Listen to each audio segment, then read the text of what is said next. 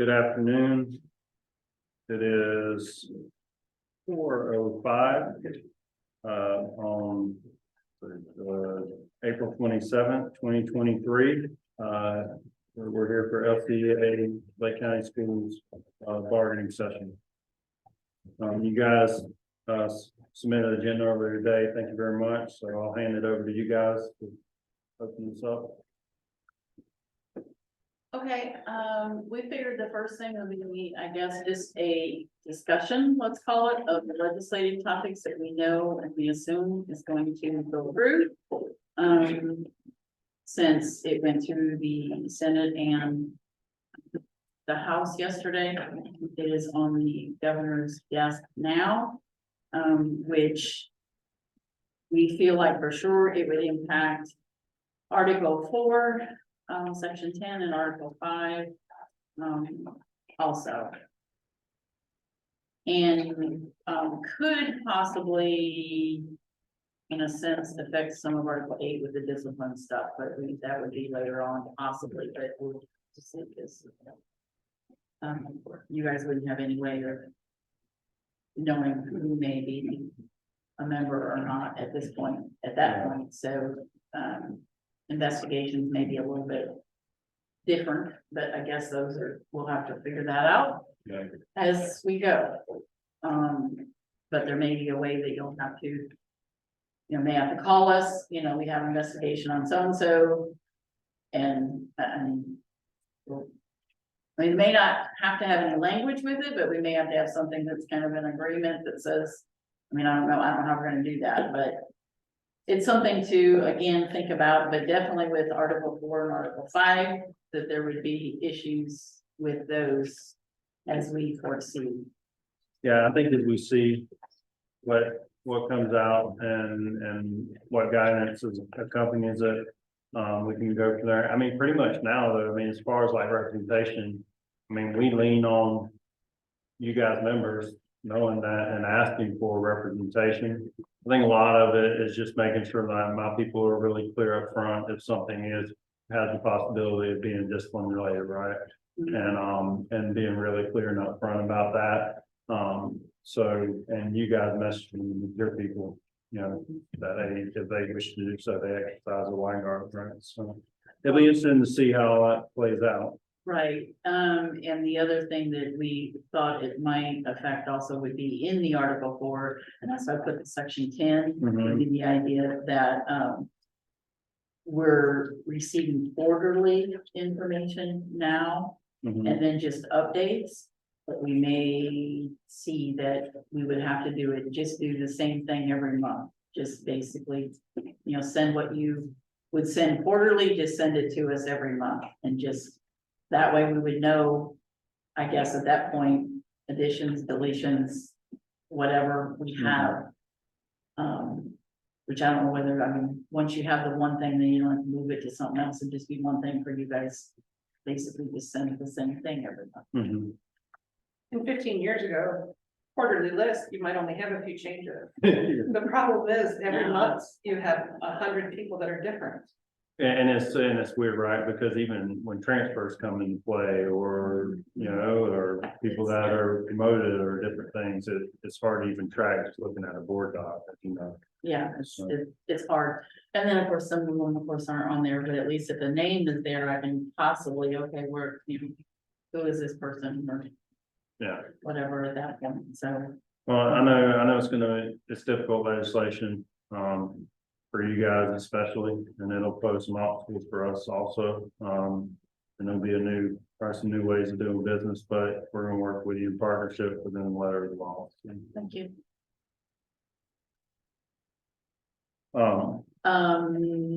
Anything else on that? Not necessarily language. I can tell you kind of what's gotten us all from conversations, or not conversation, but monetary budgeting, FEFP standpoint, and maybe you guys kind of got the same clear thing. So the document we looked at today was kind of the 23-24 House offer. Number one, it seems to me they got similar on money, and unfortunately, I guess I would say, because it is drastic, it looks like from what we're hearing, that they'll go with the House method of the FEFP where they collapse those, all those categoricals.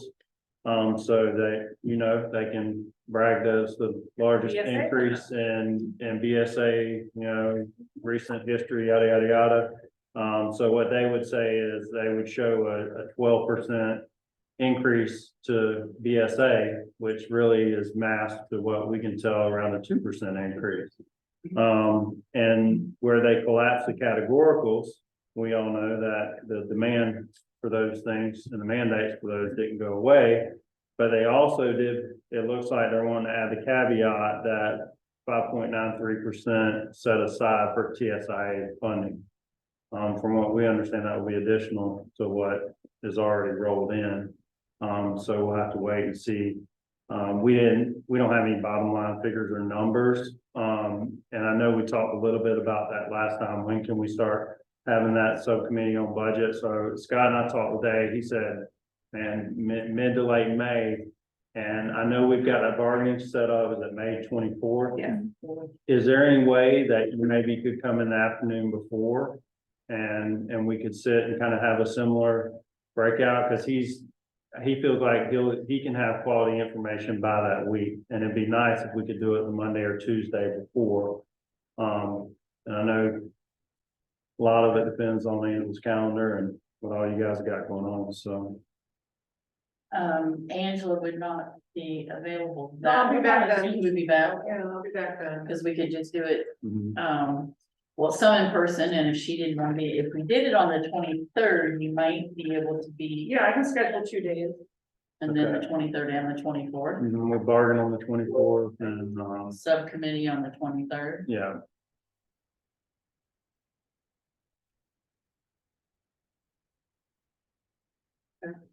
And very similar to what we did last time, where, you know, you guys come forward with any budget questions.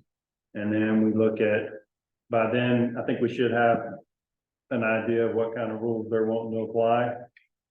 And how we can, you know, make sense of all of that.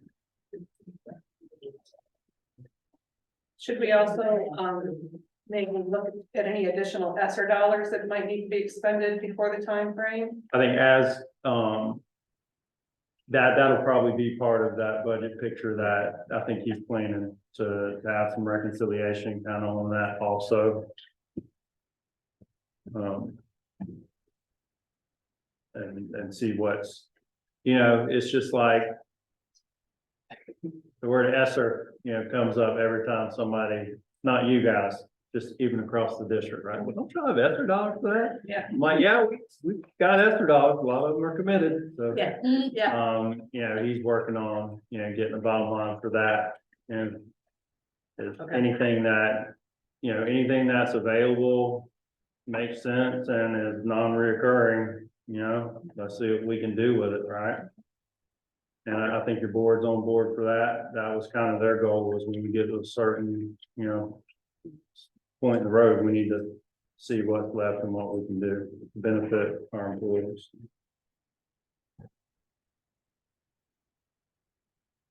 makes sense. Were there minutes from the last meeting, or are you still waiting on those? Yeah, I'm working on those.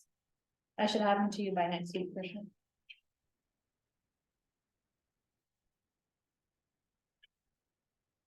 No problem. We kind of, this isn't a proposal, we're just putting it up here. We've literally taken Article 5 and I've highlighted everything that 256 touches, Looks like everything. Might as well say everything. except those 3 sentences. I got you. All right, let me, So this says payroll deduction, but it's really payroll deduction slots. mhm. Because it says there's 3 that LCEA can use. But it's for economic benefit arranged through LCEA, and you said it was. Well, there's like, American Fidelity, Suncoast, you know, there's different things that are through us that they can use as a payroll slot if they want. Mhm. And so those are the only things that aren't to do anything with our dues deduction. It has to do with those other benefits that people can participate in. Mhm. And then the rest of it is all highlighted too. So there's like literally 3 sentences. Yeah, Good portion there. Yeah, so, and if it said payroll deduction slots, all this says is LCA has a right to name 3 slots. And where it usually comes down to is, if you guys are introducing people to vendors, it's the action of the individual to do that. We just, because the companies will come to you guys and then they'll want us to do the administrative work on the backside, and we're not interested. So, Right. I think that'll continue to, if they're asking for it and stuff.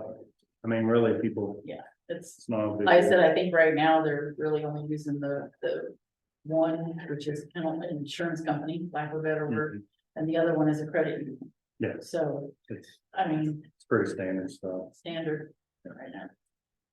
And those are the only 2 possibilities that I even know of. Unless there is something else that you know that I I do not know anything else. don't know of anything else anyway. And so the question would be, do we keep it as Article 5 that just says payroll deduction slots? Or do you move that section back to Article 4 that talks about association rights? I If think we could just- just delete that whole article and just keep those 3 little things and just call it what it is, payroll deduction slots. Gotcha.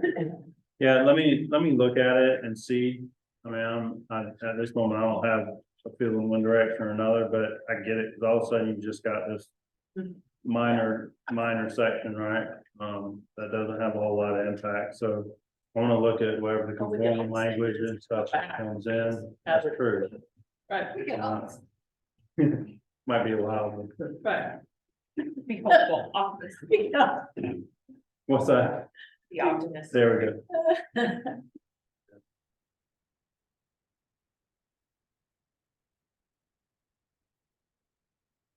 Which article would you say, just rights? And 4. Yeah, cool. So, and if you look back at 4, we highlighted the article, the section 10, so. Really, we've been getting data every month, with the dues check. So it's like, you do payroll, and then you send a dues check, and then you send a list of these are the people we collected dues from, well, that's gonna end. And quarterly won't do us good, because every quarter you're gonna have, 400 different employees in and out. So we're talking about what if we made this change, so that it just stripped it down to, the board will provide the bargaining unit personnel. Name, phone number, work email, blah, blah, blah, provided monthly. And just get it down to just there's an extraction that you run every month so that we know here's all the employees at these different places, here's who joined, who started work in the last month, here's the people that worked on the last list and, so we can try to figure out where the new people are and where the people left and, Do you feel like It's the there's, same one, that would be the Yeah. exact same one that. yeah. do you we feel don't- like there's anything in the new language that they're presenting that would limit or hinder our data sharing with you guys? Not that I've seen, Okay. but I mean, That's what to say, I'm wondering if they they, still have 5 more days to do damage. that's what I'm saying, so as long as, That's why we've been making a proposal, because we really wanna wait till they're yeah, done. as long as they're loaded Yeah. law, I hear you, so we'll start thinking that direction also and see what we can do, 'cause it would be almost nice if there's nothing wrong with that, we set it up to where you guys have some access and it's easy, right? Just So, basically, every month you send a list to the board, if you'd like the same kind of, Same. just need a list. okay. There are not many changes happening. Alright, so many. Yeah, Article 1. Yeah, so that's this, and I only printed for the three of them. I'll show everybody else on the screen. 'Cause trust me, you guys don't want this. And Here's Article 1. So And everybody we, can have an Article 1, but I didn't do the list for everybody. No, I didn't do Oh, you the, didn't. I did not. yeah, Yeah, the other thing. the other Yeah. one. Oh, there is one. at the bottom. There's another one at the bottom. oh, here's another one. I'll project. There is, yeah, she's gonna project the whole list, because it was a bunch of them. It's long. It's. So we started pulling some similar data, so we'll hear you out and then kind of break down what we found also. Yeah. Um, Okay. So what we thought would be a helpful way to proceed would be. If we took the Article 1 recognition. And we either verified, yes, these positions exist, or cross out, no, these positions don't exist. Or that's not the right name for the position, Mhm. and then compare it to what's in your data. To see what we're missing from the list, so that we can get our information to PERC. Because what we said is, once PERC then signs off, then we can make the change here. So I took all your data and I pooled it, so on the screen. This is a double comparison, it is the position and the assignment. So within the position of counselor, there's school counselor, elementary, middle, high school, other. And you can see on the list, we have certified school counselor. So that one stays. So that's what we were kind of doing, is just going through and looking at the list. So when it said instructional dean, and that's on the list. But then there's this one that's kind of instructional district ELL school specialist. Is that something that's a separate job? Or is it just codified in a strange way? Is that really the same as the instructional dean? That does fall into, what we kind of labeled as a job description. So it will be a category, So what, and that, if it's on this list. It's on that list, Yes. correct, I have it on the list, as we have a modified list already checked. okay, I'm gonna send it to you because guys. you do have something here called an ELL school specialist, Mhm. Correct. and that's. So if you guys have already done this. Yeah. Yeah, hang on there one is- second. Here's your list, we'll go from there. Correct, because Let we, when you mentioned this PERC list, I Yeah, went ahead this week and went ahead through all the job descriptions, I mean, cleaned it out to give you a current list. okay, So, One second, I'm gonna send like, it. for example, you see all the content area coach, you know that we have content area coach here already. So we added the 2 site specialists to the list that you might not, because we have the Cambridge and ACE site specialists. okay, So, and we cleaned out the list for you, this, all Mr. right, okay, you guys. Chad, we send it out to you, so you can post it on. All right. I'm good with a better list. I don't like doing work twice. I don't think anybody does. In lieu of that topic being brought up last time, so I had.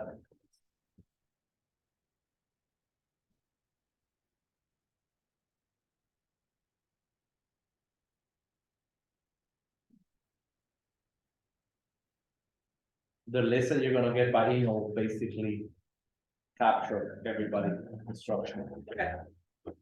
So then we just have to take that list and compare it here to see what's missing and, If it's in something I changed or not here anymore. All that.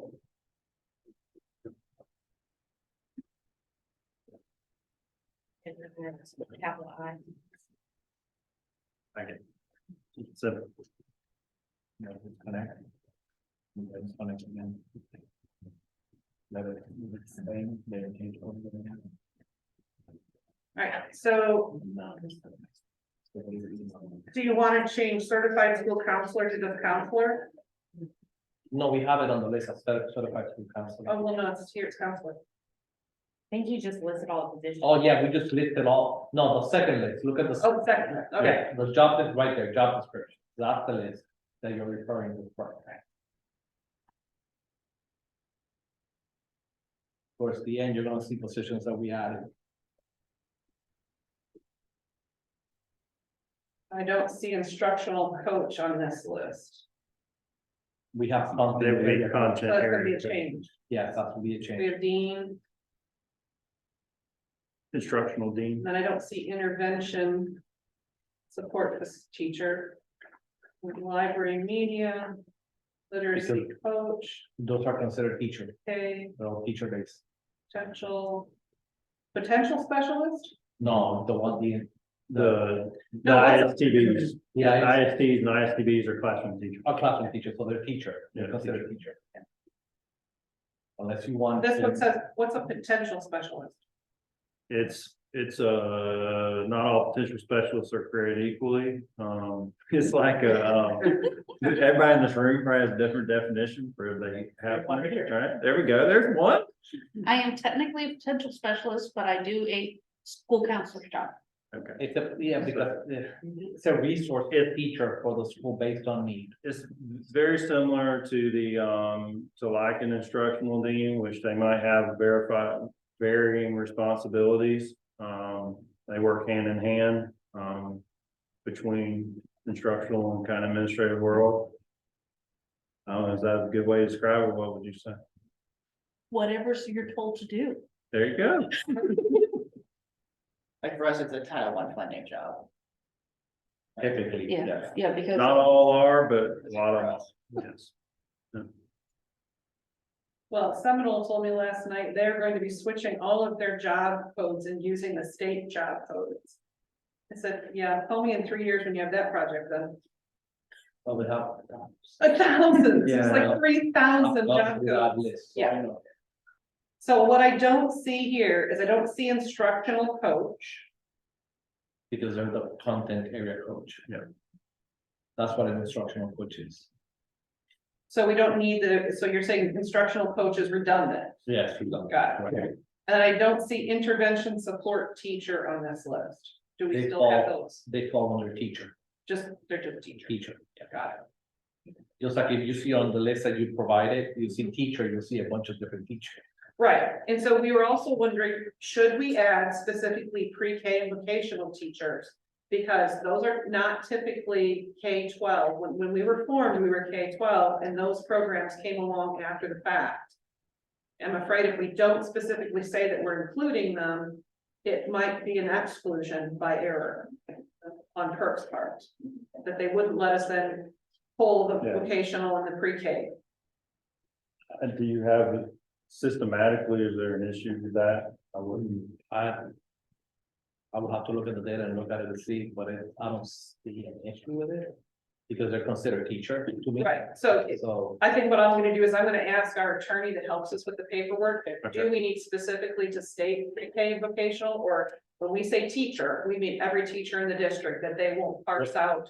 when I look at a pre-K K-12. teacher in our system, it's teacher basic, they're still fall under a teacher basic I position. know, I'm worried about what PERC thinks. Correct, and I I like what you say. understand what you're saying, I just, I got the legal side from it. Pre-K vocational, check with legal, got it. Yeah. So the only ad then that isn't here is site specialist. So we're Yes. taking out instructional coach and intervention support teacher, because they're already covered under two other areas, and adding site specialist. And that's everybody. the site specialist were the new positions that were created for the Cambridge and ACE programs. At the site, the resource. That makes sense.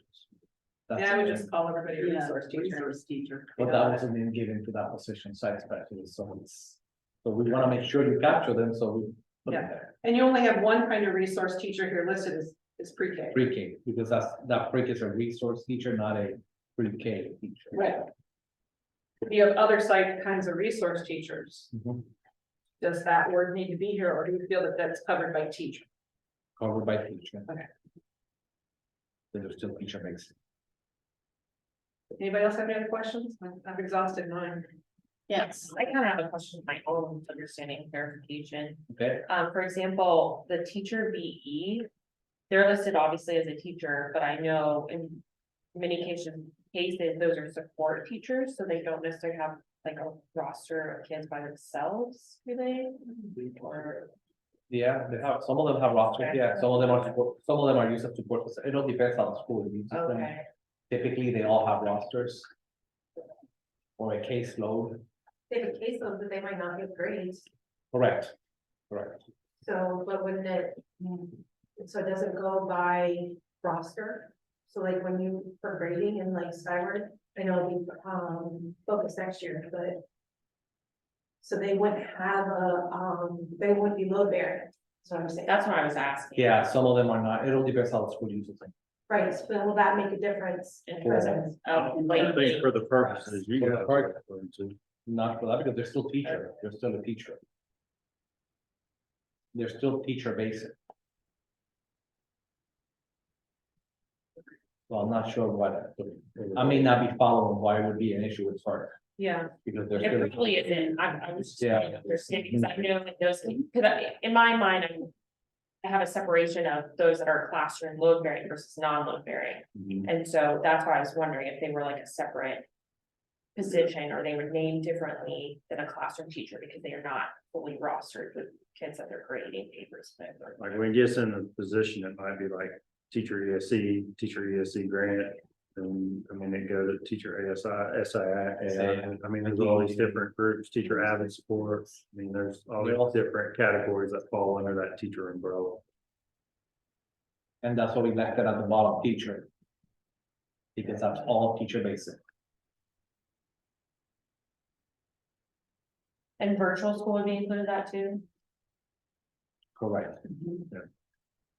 Because you will see them here, it should say teacher virtual, And okay? it says teacher Yeah. VOC, which I'm assuming would be like late tech, vocational.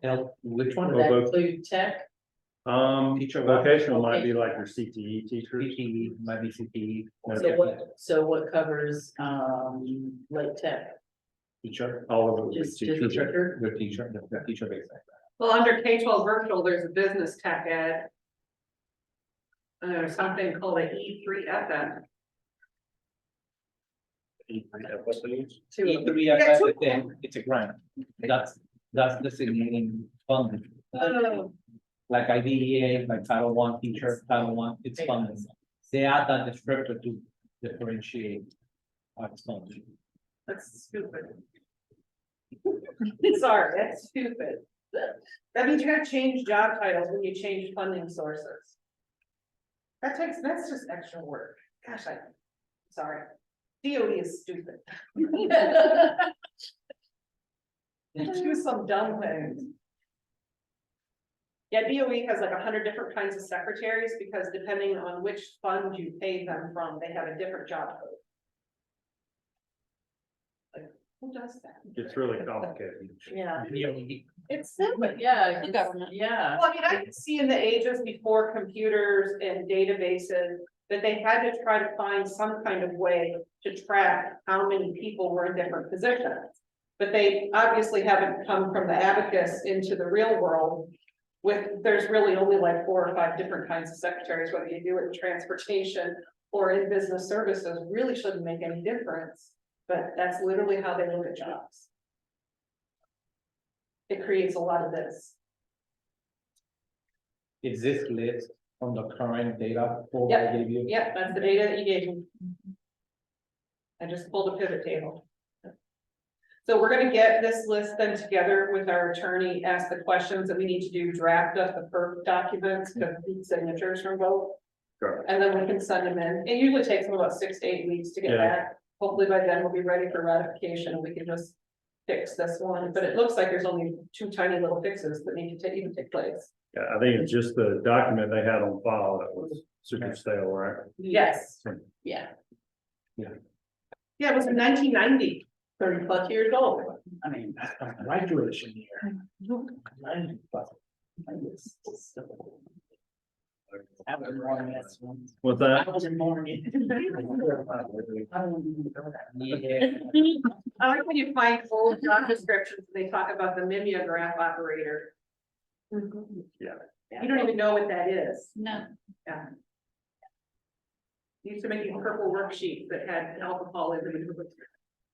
And everybody would Yeah. sniff them. Yeah. Turn to Frank, yeah. I remember when we went from Frank to our mimeograph. Well, I Electric. I can bet you one difference. I remember when we first got our first color TV. Chad's laughing on that one. And it was 20 inches and everybody thought it was enormous. I'm just happy that I was no longer than remote control for my grandmother. They don't want to switch a channel. That was a good That too. day for me when my grandfather bought her a remote control. Right. Okay, so. I guess we can. Well, we have advanced degrees. So we don't have a proposal, obviously, but we have a concept we want to share. Okay. Because this would literally be part of appendix B, and until we have the rest of it, It's a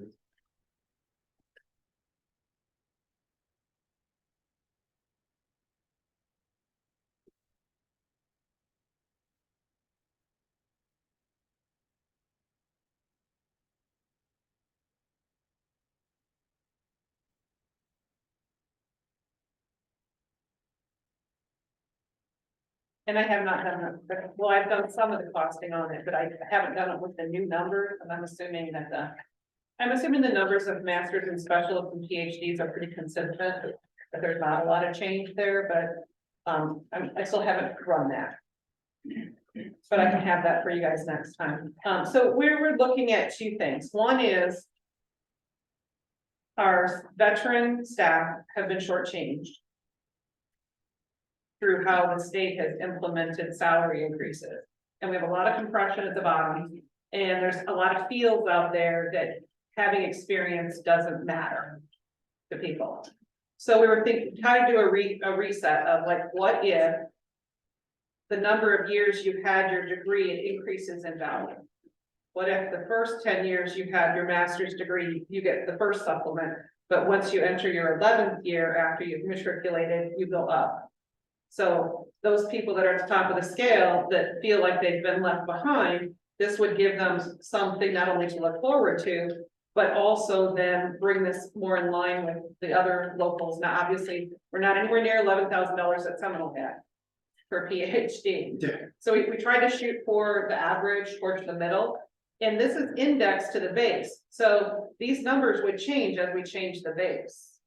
So we wouldn't have to constantly go back and recalculate and refigure. As the base changes, these numbers would then just automatically increase. And you can see the percentages up above that I used to just come up with a sample of, 1% difference. And I think it's two things. One, it gives that reward of you've had this degree a long time, so you should get more money for it. But also it gives you a chance to say, wow, maybe I do want my specialist because it's a bigger increase than it was before. If you literally never make enough money from the increase to pay for what it costs you to get the degree, I think it's kind of cost prohibitive for people to do it. So those advanced degrees do have to be earning more. And then maybe this would encourage people to, continue with the education. So it's indexed to base, it's tied to how long they've had the degree. And we've also taken out that concept about in area of assignment. Because to me, that's just a potential every year for mistakes. So rather than doing that, this is in the area of certification according to statute. So we're saying, let's drop that whole additional piece and just get a better amount for the base that's easier to calculate. And you don't have to have principals every year going, now is this in your assignment? Do I need to get the extra money? I don't know. So eliminate errors, index it to base so it permanently in place. You wouldn't ever have to go back unless you want to change the percents. So that was a concept that we wanted to float. It's very similar to what we do with our other, like coaching supplements and things now. It just, I think That's where we got the idea from. it gets a little, it jumps up the line a little more, right? To get value to the top end, so. Okay. It's not uncommon from what a lot of districts do, right? They just put the percentage and then the base moves along. Yep. Anything you can index so that it's tied to the base is one less thing you have to sign off on. So any questions? I think it's pretty easy, straightforward. So we'll do some costing out and things also. Yeah, I did a preliminary cost out. But I don't have the new data in there yet. So I know that, we opened up the supplements as a whole and did a lot of work in there last year. But I don't know how deep, where this would live, whether it lives right here where it always lived on this page, or whether it moves over into the supplements. I know there are in conversations that you guys have had with the superintendent and assistant superintendent, we need to look at things as far as the teacher coaching piece and all of that. So it seems like we'll have to look in that article anyway. So I know that's work to be done. And we kind of discussed it last year too, knowing that, we weren't going to give as much, which we thought, the mentoring monies and stuff should be a little bit higher. And so it was kind of voiced that we could look into that this year as we went further. And And so it kind of goes along with that, I mean, the mentoring, the coaching, it's all. Do you have any other like Title IX situations that are going on for coaching supplements that we might have to explore? I've always got Title IX. Like, So athletics is under me, so, I'm looking at, to be honest with you, I'm building, some mechanisms that are not gonna drive my schools crazy, but also for us to really collect some data and do some really productive work in the area of Title IX. So I'll need to come back to you on that. Right now, I'm in the process of inviting, a handful of individuals to help me with that process, that have an interest in that area. So that will be something that we probably want to look at.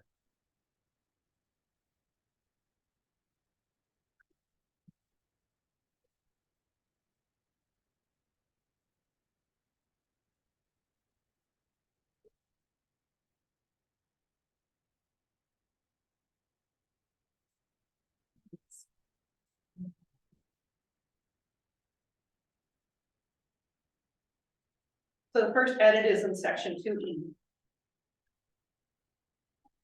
And this is proposal, right? Yeah, that's a Okay. proposal.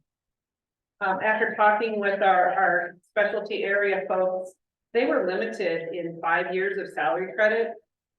So obviously this hasn't been touched since the state changed it, that you had to get all experience for teachers, so we would like to offer the same. And again, it has to be verified experience, you know, it just can't be that I put out a shingle and I'm a counselor, it has to be able to be verified.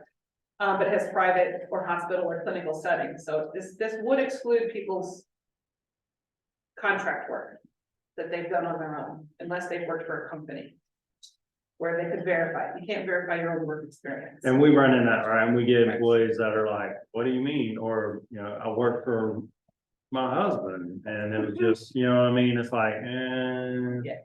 So in talking to our current people that have been in communication, do you guys gather that there's been a lot of them that were impacted by that?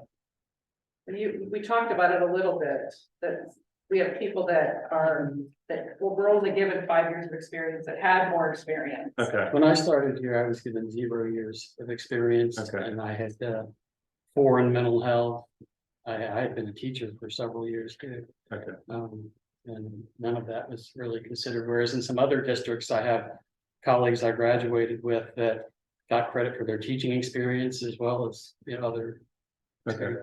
And we'll look at some of that data too. We'll go back and look at what was submitted and things of that nature. We'd hope that this would help us fill a gap too, with the fact that you can't fill jobs. When I was going through this article earlier today, that was something that kind of jumped out at me also.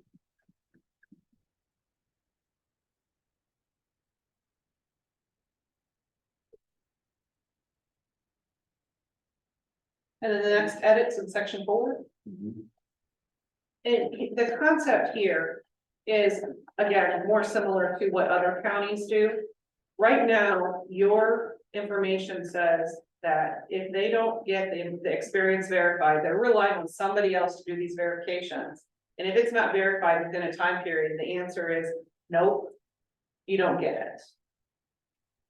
And I know that if you're ever hiring people that have any kind of foreign college credit, it takes them sometimes almost 2 years to get those transcripts translated at the tune of $7,000 to $8,000 before you would even get that information.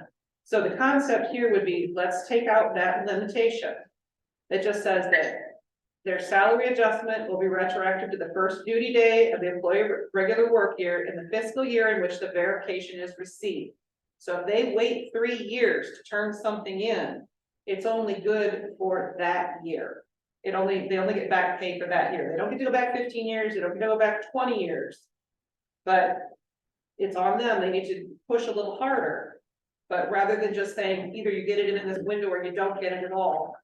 Again, we're trying to attract people to fill jobs. We thought this would be another tool that we could say, yes, you will, well, as soon as your verification is, verified, experience is verified, you will get credit for it. Yeah. And we deal with some of that, like all of a sudden. And it's hard enough getting people's transcripts out of some of the countries they're in, but then they get hit with an earthquake or a Yep. hurricane or something like that. And all their stuff gets wiped off the face of the earth, Yep. we do, so, I don't know, Well, during COVID, you had entire countries that shut down. yeah. So I know we do some, we work with verification, but really it's. When we really try and work with people, when they have a former knucklehead employer, right? We keep a sharp eye out for that and try to help them the best we can. It's really where we run into things where people are. You know, not timely at all and do some things that. Are a little frustrating on our end, but what we don't want is all of a sudden 3,000 submissions for reconsideration of former experience, right? Well, that doesn't open this up, Okay, doesn't say that. I will take a look at that and see what. You have any thoughts? You guys should probably be able to quantify pretty quickly people that have turned things in that were denied. Oh, yeah, I'm guessing it's probably maybe like 5 or 10 a year. we heavily track it. When we have people that are struggling with this issue, we hear about it. It's where we discuss it, pretty heavily. Cause we want these people to get their experience, right? Right. Well, and there's, you know, there's a lot of wiggle room in here that we didn't write. We tried to simplify it. But there's any number of things that you can do. Which is if it's through no fault of their own, because the company is not responsive. I mean, you could probably have nurses that work for companies don't exist. Oh, yeah. And then you gotta come up with a whole backup plan, like had to go through social security records with people to prove that they work for different companies. For the district to sit down and look at their experience, because the companies, the nursing field went through all of those mergers. And when they merge, they don't necessarily keep company's data. You might work for a small office and your local doctor And they passed sell away. Yeah. I mean, he might be gone. Right, it could be in his, Yeah. you know, widow's basement at that point, who There knows you where go. the verification is.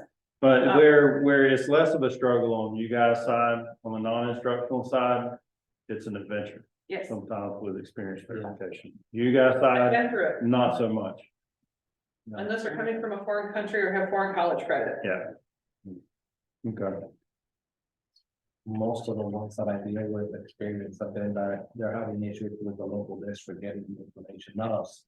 They're, you know, and in some cases, they want to travel to that district to be in person and get the notification, which is Yeah. unfortunate. I just, And we try to, when we have requests, we try to get them out as fast as we can, but obviously we're tending to the work of our own employees as a Right. priority, right? And if all of a sudden things are breaking loose on something else, it can get frustrating, I'm sure, for these people that are out there waiting for us on something. And after you deal with it a while, like if you know the typical backup places you could get data, at least in Florida, if they've worked in a public school, there's FRS data that shows that they worked, you know, so there's different ways to track some of this stuff down and. You know, we used to have a list in Polk County of all the different things that you could bring to prove your experience verification, because. Then they've done that a few thousand times. So I've read social security records. It's not pretty. You think the DOE sucks? You should look at social security records. All right, section 5. We'd like to, again, have that conversation about, could we talk about terminal pay, not just for retirement? And could we see some data of what that might look like if you had people that terminated before retirement? You know, what could this potentially cost? The last time we dropped it and we didn't talk about it any further, but we would like to cost it out to see, because. You know, how many people leave after the 13th year of service and how many hours do they have? You know, what could this potentially cost? So we're kind of flying blind here. We have no idea what this proposal would cost. So So I that's guess, data that we don't have. so, and I know the Senate report, right, it's, there. And we talked about last time, what's said in statute and what's said in school board policy, a little different, right? But we combined them in that sentence, so it makes it true. But help me understand the concept, because my goal is to hold on to everybody, right? Right. So why would I want to incentivize somebody out the door? It's not an incentive out the door. It's an incentive not to use your leave frivolously. what we're seeing across the United States, not just, you know, in Florida or in teaching, is more and more people consider leave days as mental health days and things that they should just check out for and be able to take time when they need it for whatever reason. And if they're thinking of changing careers, or they're thinking that maybe this isn't where they want to be, they start to spend these days. If you go look at the people that turn in terminations and then look at their leave patterns leading up to when they resign, they tend to be heavy hitters, and it's really punishing the rest of you. Because then the principal has to find a substitute, or the assistant principal ends up subbing in the classroom, or the kids are all sent down the hall, so it puts a strain on the whole system. Because they don't have some kind of mental incentive to not spend it. That's what we were hoping is, and you know what, they might just say, forget it, I'm gonna spend my time anyway, in which case. Yeah, I mean, I don't know who, we're just trying to think like, how can we incentivize them to not just take a day? Because they feel like they deserve it. And that's commit to where, their colleagues to not dump their kids on them. I can see it being a huge, you know, cause that's a liability that is way spread out over time, right? And there's a reason that we have policies set up, and so do other districts, to where you how you transfer that time over, right? And then I question whether, yeah, it's a little fuzzy on the legality, right? Cause with some of the stuff like I handed, I don't know, did you pass these around? So reintroducing the idea on the same concept of the buyback of time. To me, it's kind of a short term, similar from what you're describing as a purpose, but it's short term how we can get people to maybe burn less days. You can test the system. Yeah, so, you know, and I've looked, you know, in talking to some of the districts and people that are working in districts like Alachua, did it have like a mass following of people that jumped in and did it? No, but it was a different time when they put this into their language. It was a long time ago, right? Now we've got some, you know, we've got some younger folks on board that might have better use of that money, whether it's investing or other ventures or things like that. So I worry about paying out people that are leaving me, for lots. So we'll run some numbers on it. Yeah. And we'll look. We don't have to, the concepts of, we don't have to get knee deep in these documents. If you guys just want to look at them and review them. The concept is state statute allows, school boards to set up a plan where people can buy back leave. And it's restricted on how many days you can do it, restricted within whether it's earned in a year, the previous year, and it's restricted at an 80% payout. So there's some districts that have these structures in place. I'm still doing research on where is it being done effectively. So I'm trying to find that out. So it's essentially, some people call it just sick leave buyback. Some call it an attendance incentive bonus. Just different ways of looking at it. So what I've given you is some information from Escambia, some information from Alachua, some frequently asked questions that come along with some of their programs. So if it's something you guys want to take a look at, and in combination with what you guys have proposed here, and we can bring it back and talk about that in our next session. That would be in 18. The lead section. Or are you thinking it would probably end up more as an MOU to try it? You know, it's a good question. I think, in my mind, I visualize it in the sick leave section. Okay. But maybe it is an MOU if we're giving it a test drive, right? Yeah, we did it in Polk County in 15, 16, and we did it for like 3 years. And then it didn't get renewed in it was like right when we had one of those budget crunches. Mm-hmm. And it sat there with an expired date on it, and I think it's still sitting in the Polk contract. yes, it is. As It's like 15, anybody 16. that was in 2011 or something Yeah. like that, I saw it. Yeah. When I was going through different contracts looking for examples. Yep. So I guess they decided just to abandon it because it got in the water. They left it there knowing that they could just change the years anytime they wanted to. Yeah, and they started. And they just, every year it's been, there's no money for that. Yeah. So, We had one years ago. Well, what I But can bring, it wasn't something like this. It was just like, if you didn't take your days, you had, I don't know, $100 or something. But they Mhm. gave you like Mhm. a little bonus type idea that said here, but I mean, that was. And it's truly, it impacts, and we'll bring back some data, because I take a heavy look on when our sick leave or any kind of leave is being expended. Because, obviously Mondays and Fridays, holy cow, the data shows it. That's when majority of our instructional staff are out. And so I'd like to brainstorm around some incentive as a whole. And I'm not saying they don't need the time off, right? But it's, the data kind of shows. And then when we're looking at our sub fill rates and different things like that, it's in pockets. Some schools are a lot more significant than others, as far as absences. So we'll bring in, that shows some data, right? But not everybody needs a sub. So it's like, so we'll have some caveats and some side notes on it to show when we bring that data back, because the attendance pieces are, it's tough, because I know folks get upset about kids not coming to school, but we also got adults that aren't coming to school. Right, it would be nice to actually see some data on the fact of how many times teachers have had to move classrooms together because we didn't have the so-called emergency that.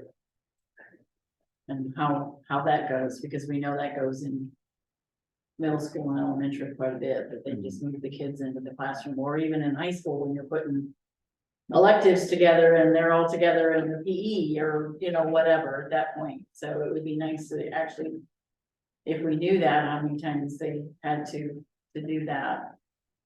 Yeah, Cause that's a struggle when you're doing. I'm not sure how much of that is tracked. We'll have to look and see, and a lot of it, Yeah, it's like. how do you- I can tell you what kills a lot of the principals, and what I hear is, it's really that last minute. It's, and that might not always be an emergency, right? But we can look at all that and kind of pull all these issues together with some data and talk about the leave issues when we come back. Once these teachers drop out, I want to get paid for that trial. That's right. Those I can try. Yeah, that would be easy enough, But if a teacher at midday decides to leave because they have an emergency or a call, sometimes they have to give their thought, that's not easy. Yeah. It's not easy to travel. And I know you guys track, for example, when a substitute. All of a sudden can't be there either, so that's, I'm sure it's tracked somehow, isn't it, even through the new system, the Red Rover? Like if they call in and say they were supposed to be, today they were supposed to sub, but at 8 o'clock, oh, no, I can't come in now either. I mean, that, Yes, which that would probably create an issue at whatever school. Yeah. Because all of a sudden we didn't have a sub. The sub, I feel like slowly but surely the sub situation is getting better. But the problem we have is we've got schools that are sub sponges. High number of absences and really good fill rates. So other schools are left with, struggling to get subs where they might not have as many absences, but when they occur, have you ever Holy thought cow. of differentiating this on pay to try to attract them to some other places? we do. I keep an eye on it. Continuous 3 days, they get a bonus and that kind of stuff. I pull retention data and we watch, the fill rates where they're struggling. A lot of times it's middle Of school, course. right? And we'll put in some bonus bucks for them to sign up for those schools. And once we get them above, say like an 80% fill rate, then we relook at it. We decide, okay, is this the reason why? And if we pull it off, will it plummet again? Or have they got their feet on them and are they moving? We didn't have to use as much of that this year. Everybody's fill rates are hanging pretty strong, but I've also got an MOU that, you know, I've got to look at that's with non-instructional, that's costing me some money. But we won't get into all that here, but it's, Cause they're covering classrooms. and, but it, That's trackable. yeah, that's trackable. So, and I think amazing how people, you know, you put parameters in with good intentions, but they will find ways to abuse it, right? So, always. so we're gonna be looking at that again, and the dollars we were using for that good old ESSER pot, right? So it's like, I think with middle schools, if you get a sub through the door, I think they're afraid of the word, yeah, and then they find out the kids aren't so bad. oh, no, they like them once they get there, they're fun. They're hilarious. So I'm sure we'll get together with my team, and they probably got a lot of valuable input towards this discussion, so we'll bring it back. And we had a print failure. There's one more, I think, on this. What I missed? Five. Well, that's where the attendance That's bonus, where they're in.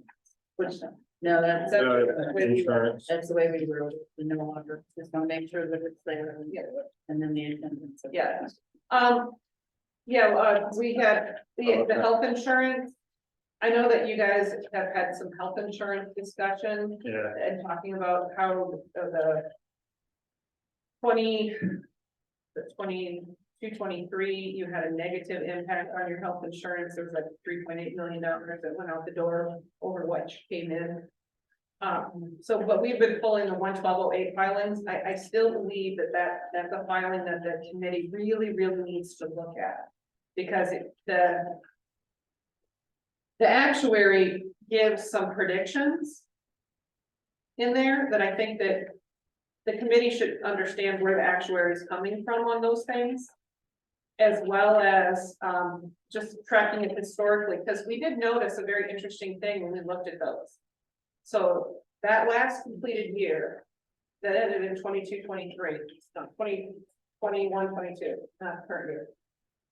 There was a decrease in the amount of money you guys collected on premiums without a significant decrease in number of people in the plan. And so we didn't know if that was like an accounting error or if something had changed, but there was like about $4 million difference from the previous year to how much was collected in premiums, but we were only like 100 people fewer. say 21, 22. Yeah, I can pull it up. Is it because we increased contribution to get to the 60-day limit, because we had nothing. And we had zero fund balance, or I won't say zero. We were hovering on that 3 to 2% fund balance of being alive in the district. So we couldn't write the letter that says, hey, we got enough fund balance to cover the 60 days. So we increased contribution for the duration to get to the 60 days. I know within that period, it got crazy, COVID hit, it got wild, but so it really went well above that. So, and I think they've talked about some of that path, insurance committee. So they'll be prepared to tell that story and talk a little bit about. And that's why, I did this. So this is from those reports that go to the state. So 90 days after the close of your insurance year, and your insurance year closes June 30th. So these reports are filed in October. So I took the last 3 years. I just didn't dig it back any further than that. I will. But it showed the total income in 20 was 53 million. And then in 21 was 52.6. And then in 22 was 47 million. So that's literally the premium income went down. If your premium's going up and you have roughly the same number of people, that was just my first question was like, we need to dig in to find out how that happened or why that happened. And then you can also then track the actual costs of insurance claims over time. So it went from 36 million to 37 to 42. So there was a drastic increase because of COVID. So the question is, like, how many of those COVID cases are, what was the value of that? Because that's some of what we'll expect to see drop, because we won't have any of those intense hospitalizations anymore. But Yeah, I don't, it really screwed with the actuaries' ability to make predictions, because they couldn't predict this was coming, and they really can't predict what's gonna happen next. correct, and because a lot of that It's a bit of a is crapshoot.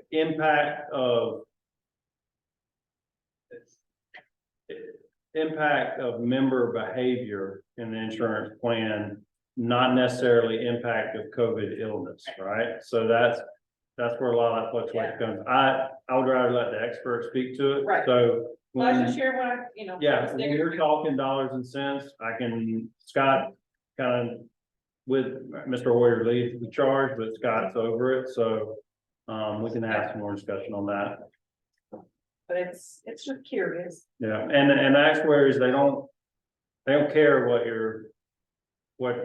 what's in your fund, you know, they're just predicting forward, right? Right. So, I mean, I know you see it from district to district, it's either way up, way up, way up, or it's way down, way And down. it's always, you have to ask them specifically, so what are you using as comparables and what are you using as your book of business? Are you comparing this only with other school districts? Are you comparing this with IBM? And, you know, when we went through that tremendous growth period, when we started doing class size, and we were adding hundreds of teachers a year, they were saying, oh, well, your costs went up by 8%, you should raise your rates 8%. It's like, no, dummy, it's because we hired 8% more teachers. Mhm. So that wasn't a cost increase, it was a people increase. Yeah. But if you're having usage issues, then that, I really think your committee needs to address it. We used to write rules all the time about, emergency room visits. We had one person in the full health plan that was responsible for over 300 emergency room visits in a year. We assigned that person their own case manager from the insurance company, and everything had to go through that case manager, because they were drug seeking. They had driven as far as Palm Beach to get to an emergency room that they had not been to in the past. I'm like, you just drove for 4 hours with that thing, really? Somehow that should have flagged, right? Yeah, you think red flag. But there are ways to find those abusers in the system and, you know, do training, do follow-ups. And having those we've had a case lot of these discussions in our insurance committee meetings. I mean, it gets pretty in depth, and that's one that, if you look at one of the plan design changes, just across all the plans, is just increasing that emergency room visit by $100. Like, just don't go there. We've got clinics, I mean, even if you gotta go to urgent care, just don't go to that emergency room. Yeah. Unless you need it, right? Bone poking out. But The average across the industry is about 60% of the emergency room visits are actual emergency room visits, and the other 40% were either something that should have been urgent care or your regular professional and not a visit to the emergency room. and the hospital love it. Of course, they advertise It's big 8-minute wait. So, so we'll get, and even if I'll talk to them about what their approach wants to be with sharing information on that, because a lot of it is probably already documented and can be brought back. So here's our typing guru. Well, actually, it was What printer just, what printer? printer went crazy. So it did a group print where it printed all of page 1. And then all of page 2. We're gonna take one first. So just take one and pass it down. We have no idea why I did this, so. I printed 12 and 18 back to back, 12 collated, 18 did not collate. Have no idea why. Take one of that one. I mean, I do not know. I'm not gonna go there. And when you're done, you'll have 5 sheets of paper. Technology, what can I say? I showed up in James' printer. It's technology for me. Sorry. My camera doesn't matter. They say the room looks okay, they can see and stuff. Sorry about that, but you should have 5 pages, 1 through 9, 1 through 9. And all the changes are on the last 2 pages. Yeah, which, I think we just need to start copying just the paper that we need. It's like, Yeah, well, I understand that concept. I know. I'm going to advise against that. I know, That is how you lose entire paragraphs of contracts. I. Oh, wow. So there's two things that we'd like to revisit. In 17 and 18, so it's basically bereavement leave. And then transfer of sick leave between people. And I think the discussion last time was that transfer of leave might require some kind of committee, because it could potentially be.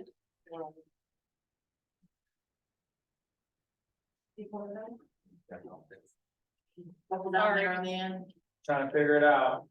There's page numbers. Hey, we're teachers, you can figure it out. Alright, sit in the best. Middle school. I have the old one. Take notes, figure it out.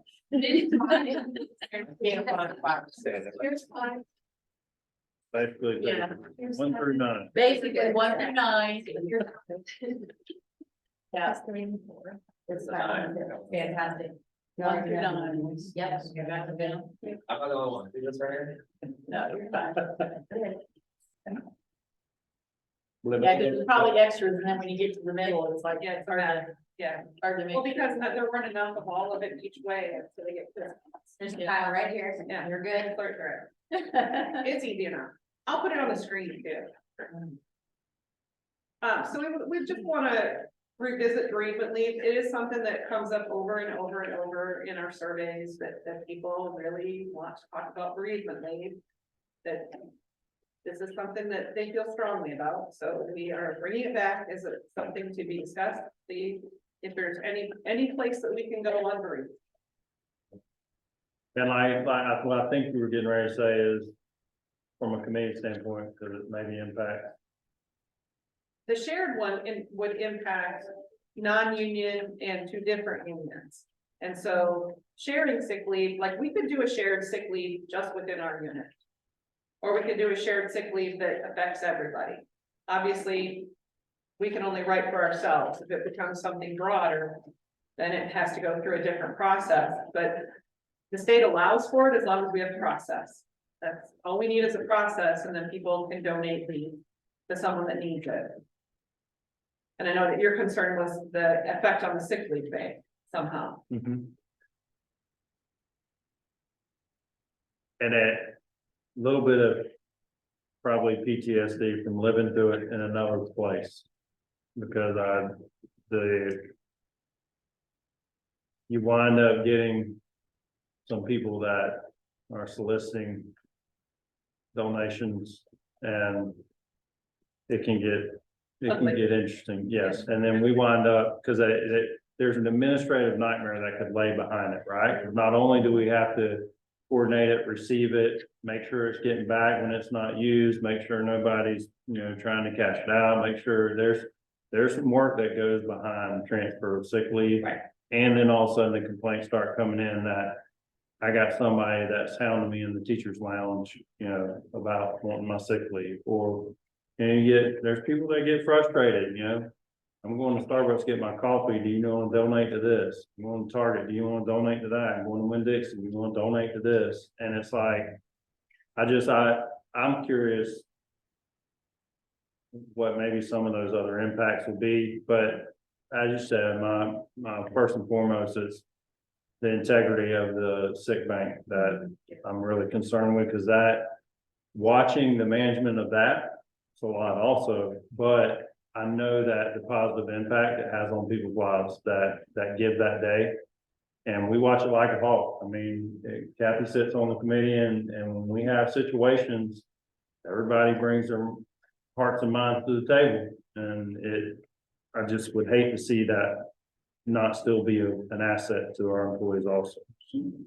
Well, we do have in here that it's only for, certain things. So Okay. it's not like somebody could just go and say, oh, I know Tom over here, and, I'm just gonna give to Tom just because he needs it. There are some stipulations in here that it would be, for certain things. It's, one's a relative, one's, called into service for something or other, and then there's a domestic violence or things like that, and there is emergency of.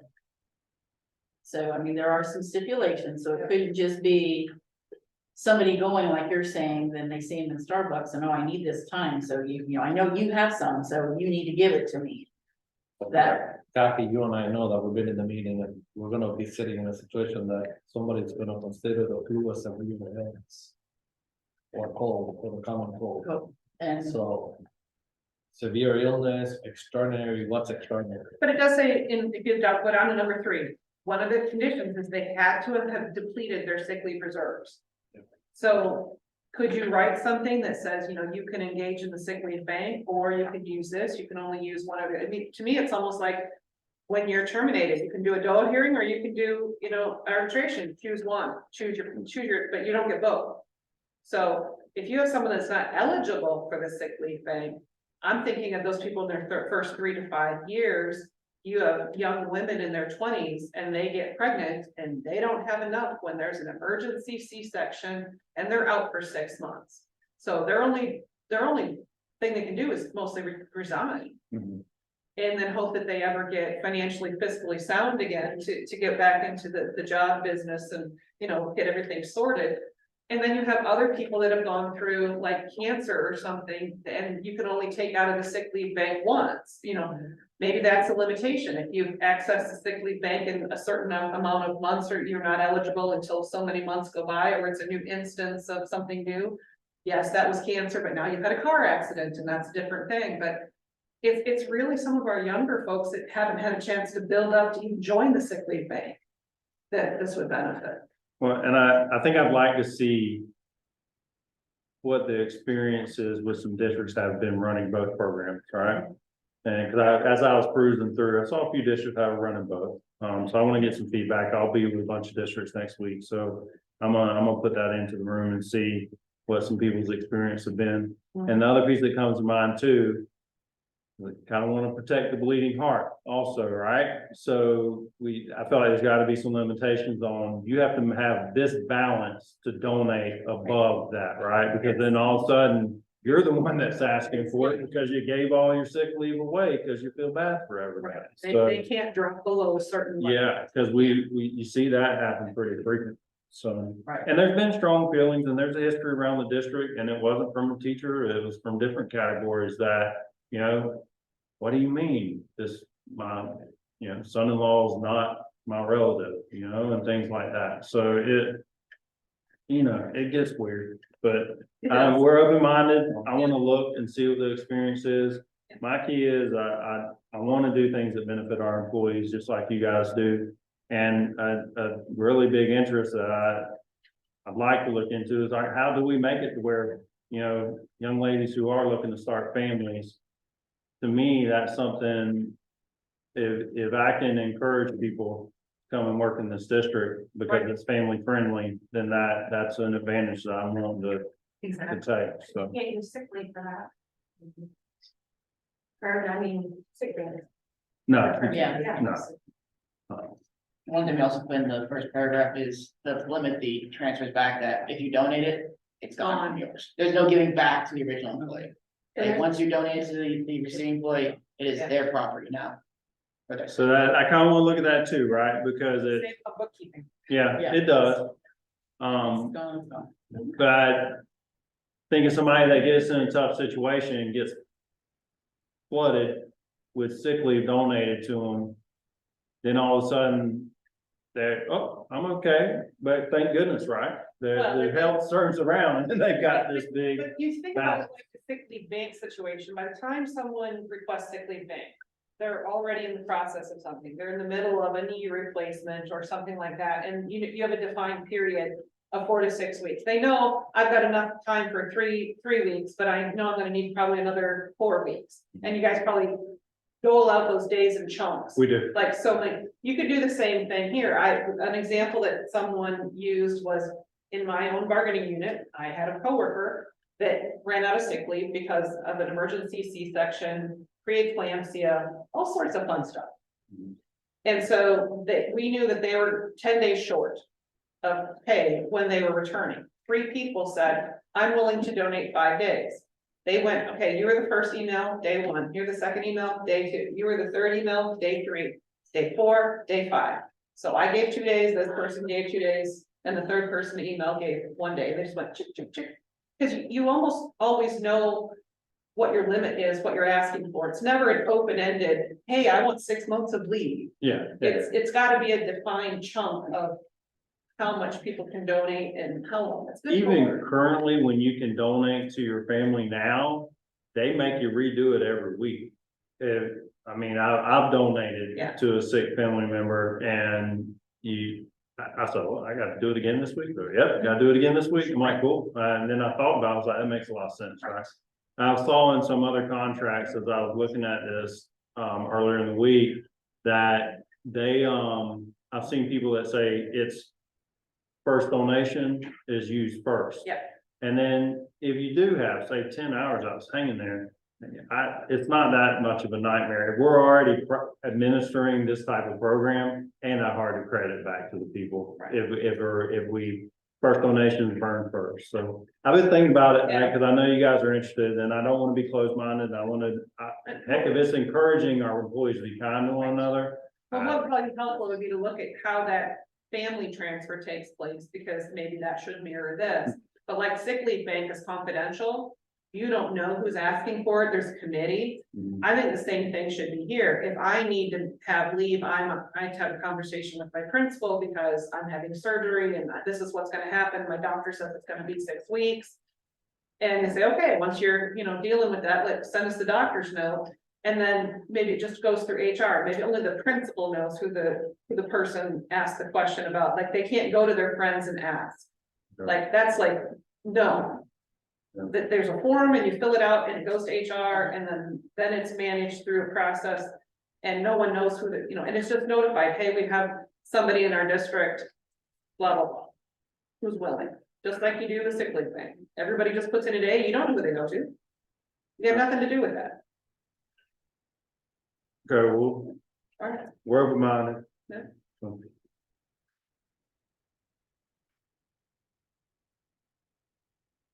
I do think it's something I'd like to probably pull committee, kind of a joint committee on to look at. Yeah, because I mean, knowing our board, they're gonna be like, look, if we're doing something good for one group, we can do it for all. Okay.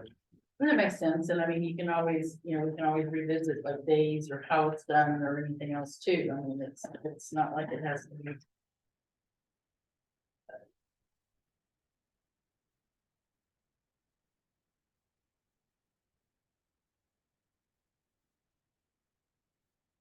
That's everything on our list, except, did you have any more thoughts about that?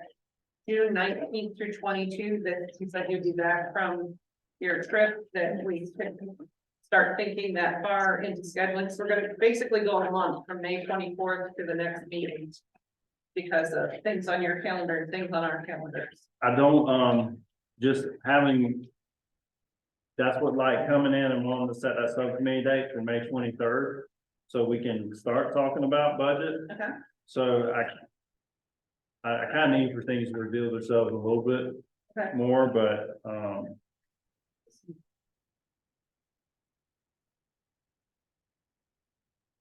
Do any of those days feel better to you or worse for you guys? in that window, My 19 my through 22. problem is if I don't put a hold on stuff, Okay.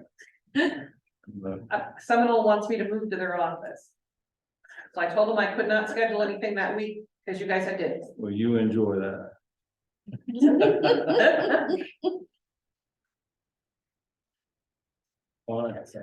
Just a clarification, are we tabling the school psychologist part of this for now? Is that what? Because it was on the list, but I noticed we kind of skipped over that. We don't have a proposal. We yet, don't have you guys haven't- we have many proposals, but Yeah. we've been getting together. And so you guys, we have been looking at It's it. the years too. Yeah. Yeah, we've been looking at it and preparing for that discussion, so, I know it's a priority. So when the time comes, the proposal will come forward. And I know, I'm looking at where other districts are, right? And I know we've looked at the, how, obviously you guys require an initial advanced degree in there, right? And how you're already on your own separate salary schedule.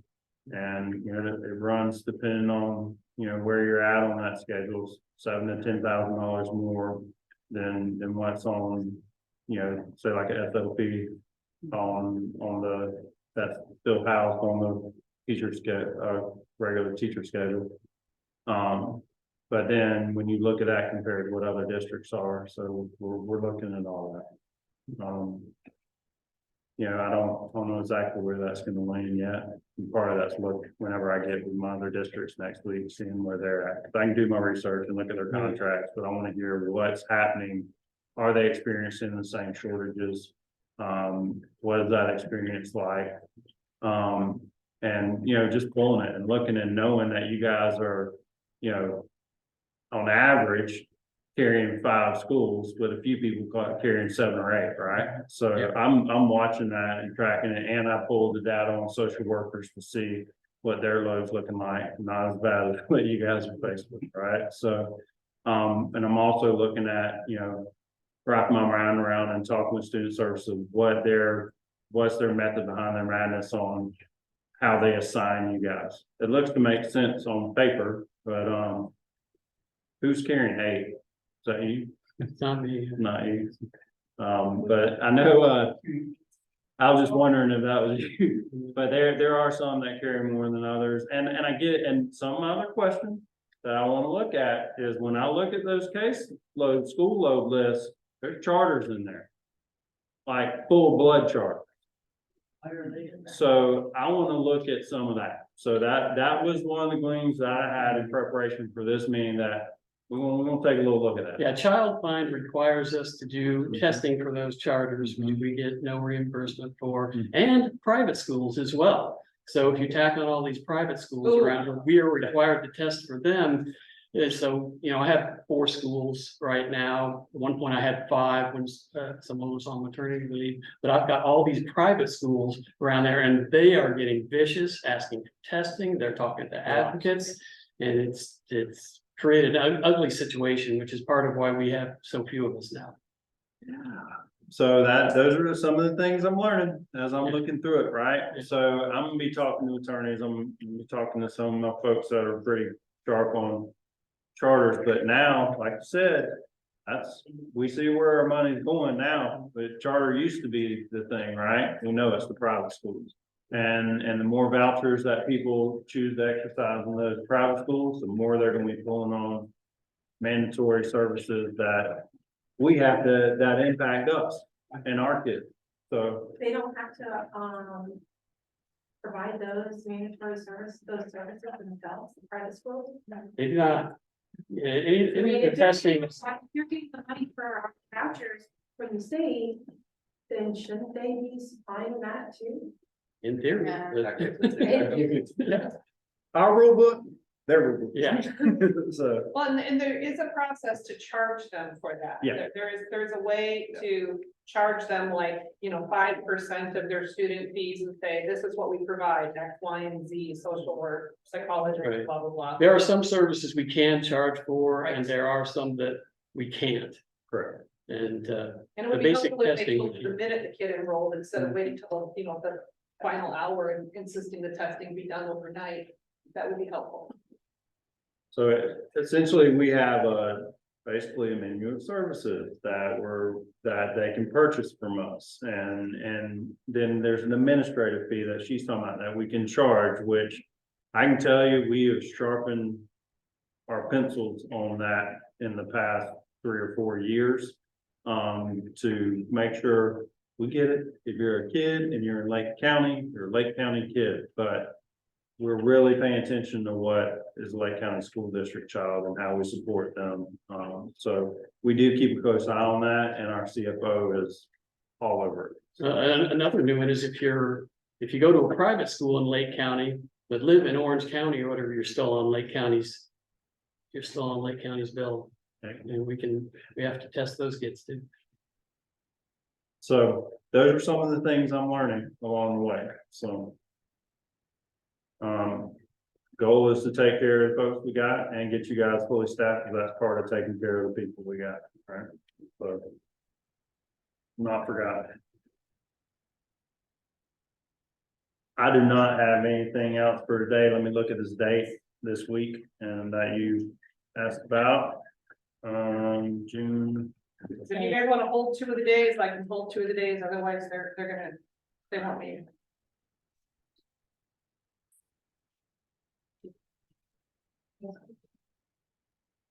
What about the MOU that we talked about last time in summer school? Well, they're done. Done. all right, so I'll take summer school, the whole portion of the day, no, it says you're paid for every hour you're working. So that was the thing, that was the topic. And then the other piece on the SI schools, we're looking at how we work that out, because everybody we talk about is within those definitions, we just gotta see how the prorates out. So, Okay. I should have added it to the completed list, but I'm not on the agenda, that's my fault, I missed that one. I like having a completed list, looks like we've accomplished things. should feel good.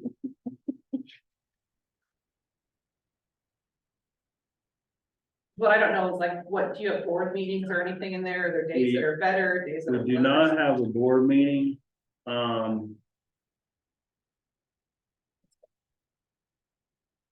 summer leadership's the week before.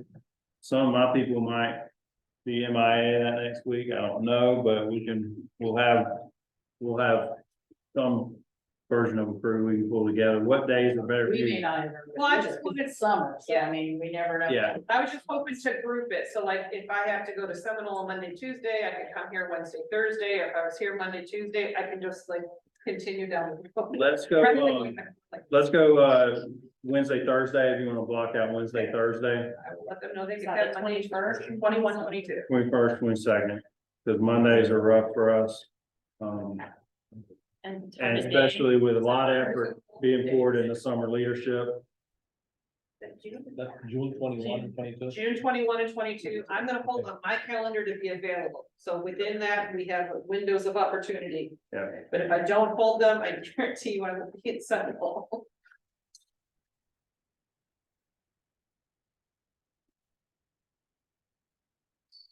You have any time windows or we just? On those days.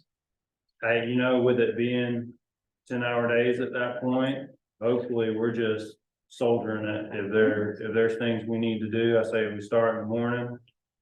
9 o'clock, that's okay, and see what we need. As we get closer to that time. That helps. I've got a board meeting the week before that, so if I need to do some executive session to get a few things tied up, that helps me there. So. And then goal being, you guys do a ratification first week back, is that, Conceivably, okay?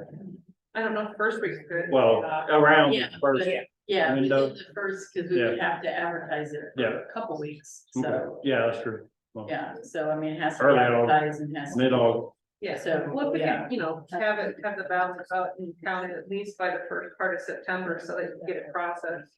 okay, And when do you go back to school? August 10th. This first day for kids, right? Yeah. Yeah, first day for kids, but we could, Which means you'll all be brain dead till about the 17th, Yeah, then they're done then. I don't have anything else. We're good. I just had one question here, the 23rd, when we were talking about for the. Subcommittee thing, do you Yes. have a certain time you want, or what are we gonna do about that? 24th. What works best for you guys, if it makes sense, if you're coming in that day and it's usually better to roll in the afternoon, we can do it in that afternoon, 1 o'clock. Where are we again? Here. Well, we're doing the 24th, but we don't have the 10. 23rd, I was hoping we could just go back so we'd have our technology with us, Okay, and then I don't mind coming here for the 24th. yeah, why don't we shoot for like 1 o'clock Okay. on the 23rd, give you a chance to get here. And then if and you're on the 23rd though, over like in. Yes. Or where. We'll put it in the boardroom. Boardroom. Light screen. Okay. Yeah. Yeah. Okay. May 23rd. So just the subcommittees on the 23rd. Yeah. At 1 p.m.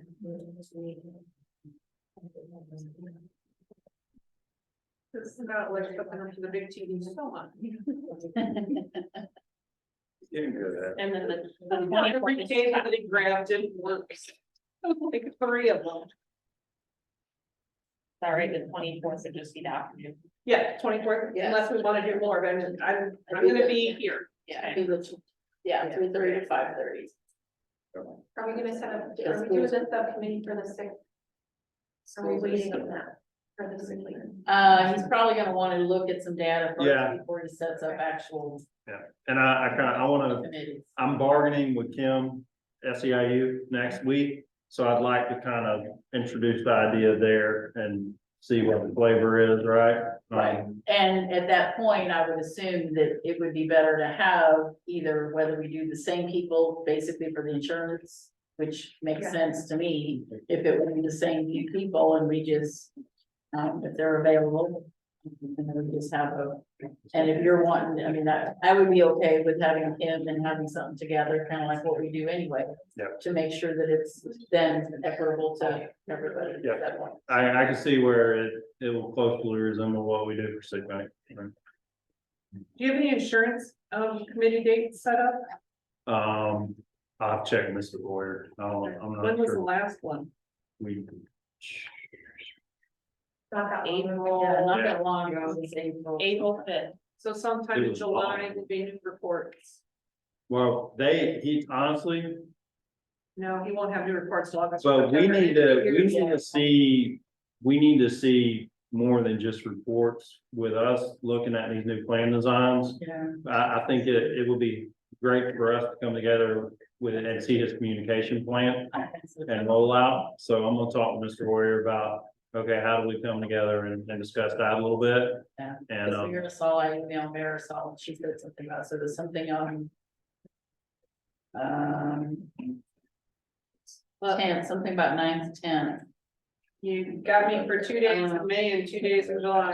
You need June. If you need me at the insurance, trust me, I speak insurance. Because they took them and follow the dates. But yes, I would like to know the kind of communication plan, so I understand myself, because I'm getting an awful lot of questions on oh, yeah. insurance as to. You know, someone even wanted a plan that was. Can't they just take me? I just need a plan. Yeah, we'll just do one at a time, everybody. I was like, hey, I would love to, but. Yeah, you can have your own health plan. That's called the exchange. Yeah, and it's not as great as it sounds. Okay, So anything else then? I don't have anything to do with the group. You guys good?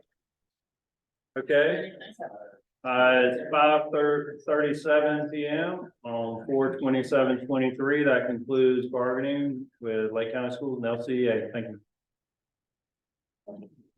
And LC